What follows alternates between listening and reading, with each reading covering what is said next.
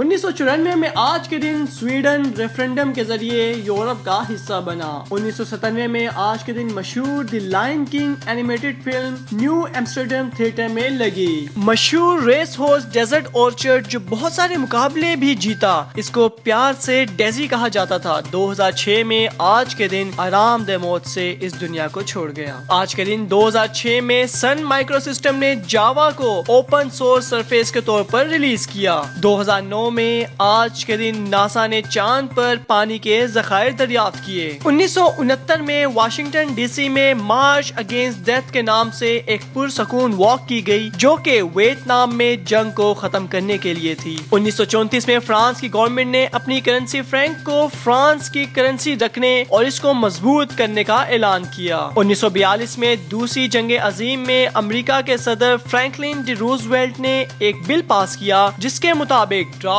की उम्र 21 से कम करके 18 कर दी गई। आज के दिन 1956 में यूएस सुप्रीम कोर्ट ने नस्ली इम्तियाज पर चलने वाली बसेस को इल्लीगल करार दे दिया। अगर आपने अभी तक हमारा चैनल सब्सक्राइब नहीं किया तो अभी सब्सक्राइब करें और बेल आइकॉन को क्लिक करके हमारी लेटेस्ट वीडियोस के बारे में अपडेट जानें।